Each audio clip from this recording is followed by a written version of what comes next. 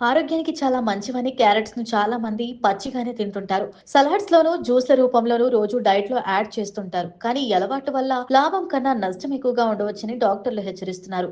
పచ్చి క్యారెట్లలో ఉండే అధిక ఫైబర్ జీర్ణ సమస్యలకు కారణమవుతుందని, కొందరిలో కడుపు నొప్పి, అజీర్ణం, మలబద్ధకం వంటి సమస్యలు వస్తాయని చెబుతున్నారు.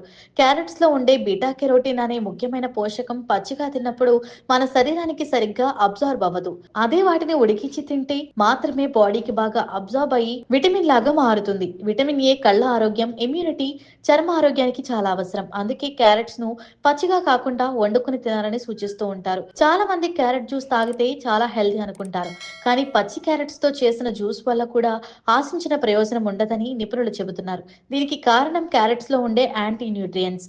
ఇవి పచ్చిగా ఉన్నప్పుడు జీర్ణక్రియకు ఆటంకం కలిగిస్తాయి. వాటిని ఉడికించడం వల్ల ఈ యాంటీ న్యూట్రియంట్స్ తగ్గి పోషకాలు సులభంగా శరీరానికి అందుతాయి.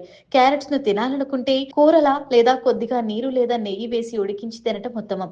ఇలా వండుకుని తింటే బీటా కెరోటిన్ శరీరానికి బాగా అబ్జర్బ్ అవుతుంది. క్యారెట్ కూర, క్యారెట్ హల్వా వంటి రూపాల్లో తీసుకుంటే ఆరోగ్యానికి మరింత మేలు జరుగుతుంది. కాబట్టి ఇక నుంచి క్యారెట్స్ ను పచ్చిగా తినే అలవాటు మానేసి కొద్దిగా ఉడికించి తినడం అలవాటు చేసుకుంటే ఆరోగ్య సమస్యలు దూరంగా ఉంటాయి.